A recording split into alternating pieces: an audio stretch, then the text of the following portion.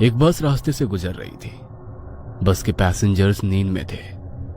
Driver जैसे तैसे नींद रोकते हुए बस चला रहा था, लेकिन बस की स्पीड फास्ट थी।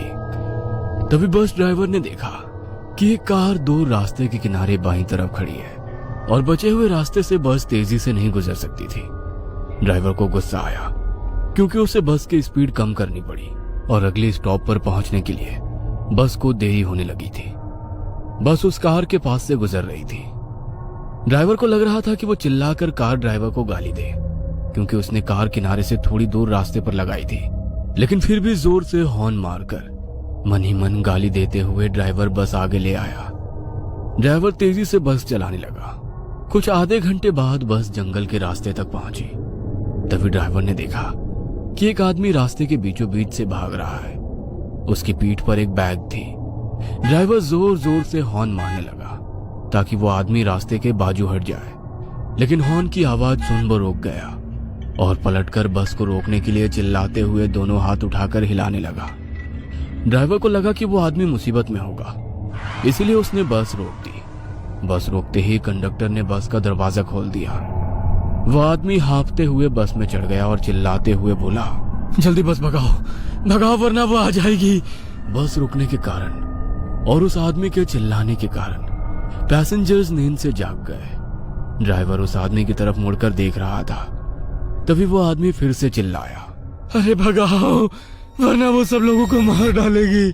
ये सुन ड्राइवर के साथ साथ बस के सभी लोग घबरा गए और बस ड्राइवर ने वहां से बस भगाई। क्या हुआ भाई साहब, आप इतने डरे हुए क्यों हो और आप किसके बारे में बात कर रहे हैं? कौन आएगी? उस आदमी ने अपनी पीठ से बैग निकालकर नीचे उसके पैर के पास रखी और कंडक्टर के बगल में बैठ गया। वह पसीने से लथपथ हो गया था। उसका शर्ट फटा हुआ था और उसके शरीर पर कुछ जख्म भी थे जिसमें से खून बह रहा था। पैसेंजर्स उसे घूर रहे थे। कुछ लोग घबरा भी गए थे कि यह आदमी आखिर है कौन। आप कौन हो भाई, और ऐसे क्यों भाग रहे हो और किससे भाग रहे हो? वैसे उस आदमी ने बताना शुरू कर दिया, मैं सत्या हूँ। मैं पीछे वाले कलहरी गांव के रेलवे स्टेशन पर चौकीदार का काम करता हूँ। मेरा कुछ 5-6 दिन पहले कलहरी रेलवे स्टेशन पर ड्यूटी लगा था। वैसे गांव छोटा होने के कारण स्टेशन भी छोटा था। वहां केवल एक ही प्लेटफॉर्म था। वहां के लोग रेलवे का कुछ बहुत कम ही इस्तेमाल करते थे, क्योंकि एक ट्रेन रात में 2 बजे आती है जो सीधे सोलापुर से होकर कन्याकुमारी की तरफ जाती है, और फिर वही ट्रेन दूसरे दिन सुबह 4 बजे वापस मुंबई की तरफ जाती है। दिन में बस 10-12 और कभी कभी तो 2-4 और कभी कभी तो रेलवे स्टेशन पर कोई पैसेंजर आता भी नहीं है। मैं वहां जाकर बहुत खुश था, क्योंकि पार्किंग में कभी कभार गाड़ियां रुकती थी।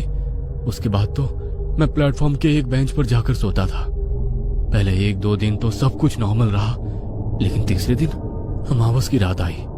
मुझे घर से माँ और बीवी का फोन आया कि आज के दिन रात में ठीक से ड्यूटी करे और भगवान का नाम लेते हुए ड्यूटी करे और अंधेरे से दूर ही रहे।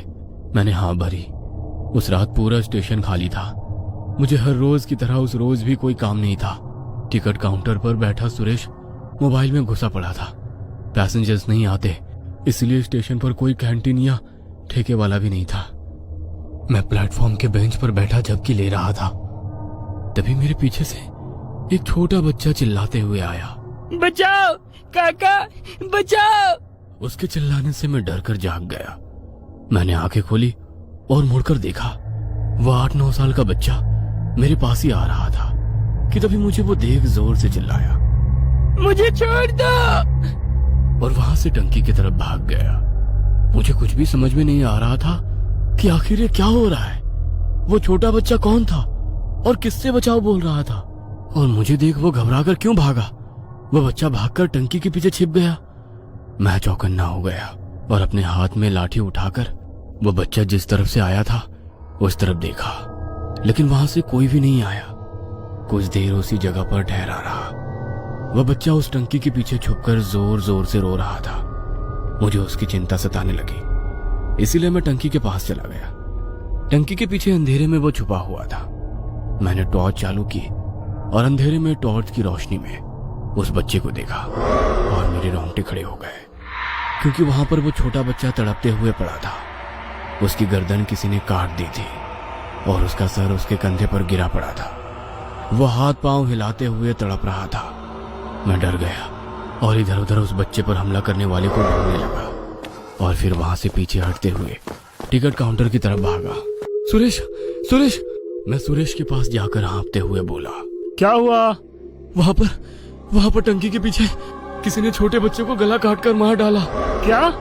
हाँ, माँ कसम। रुक, बाहर आता हूँ। सुरेश ने कहा और वो टिकट काउंटर वाले रूम से बाहर आ गया।